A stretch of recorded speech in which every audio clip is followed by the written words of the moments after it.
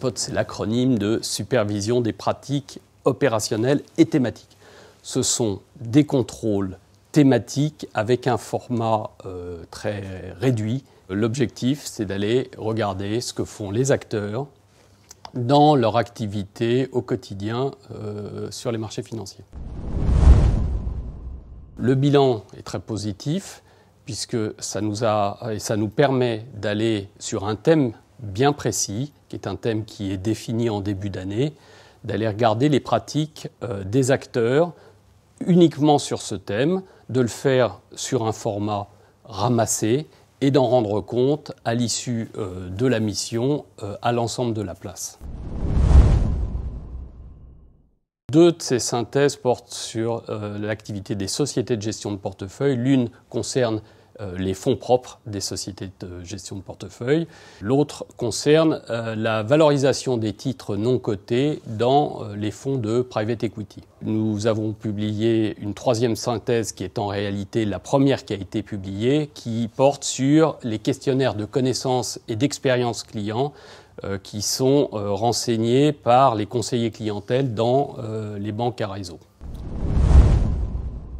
À l'issue des contrôles, nous faisons une synthèse de ce que nous avons observé chez les acteurs. Cette synthèse est validée par le collège de l'AMF et ensuite nous rendons compte à la place de l'ensemble des choses que nous avons observées et notamment nous mettons en avant les bonnes et les moins bonnes pratiques que nous avons observées chez les acteurs. Par exemple, sur la question de la valorisation des titres non cotés dans les sociétés de gestion, le fait de faire appel à un expert externe indépendant qui trace parfaitement toutes les valorisations qu'il peut recommander sur un titre en particulier, ça fait partie d'une bonne pratique.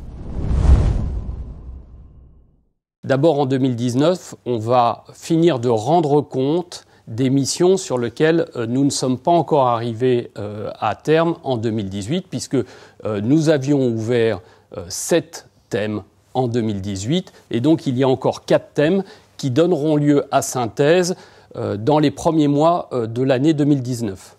En parallèle, nous allons ouvrir de nouveaux thèmes dès le mois de février 2019. Nous ouvrons en tout 7 nouveaux thèmes, comme nous l'avons fait en 2018, et nous rendrons compte, comme en 2018, à l'issue du thème, c'est-à-dire au bout d'une période de 9 à 10 mois après l'ouverture, des constats que nous avons observés, bonnes et mauvaises pratiques. Alors, du côté des sociétés de gestion, nous allons ouvrir un thème sur le reporting AIFM, le reporting des données AIFM, notamment en nous focalisant sur 2 axes, la liquidité et le levier. Nous allons également nous focaliser sur le thème de la cybersécurité du côté des sociétés de gestion, qui sera un thème qui va être lancé très rapidement en février 2019. Nous ferons également un thème sur la question des petits prestataires de gestion immobilière qui sont dans des groupes intégrés, et notamment sur la question des conflits d'intérêts.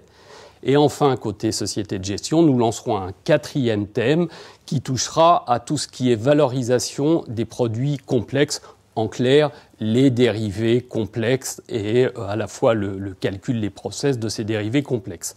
Du côté des autres prestataires de services d'investissement, nous allons lancer 3 autres thèmes, donc 4 plus 3, ça fera 7.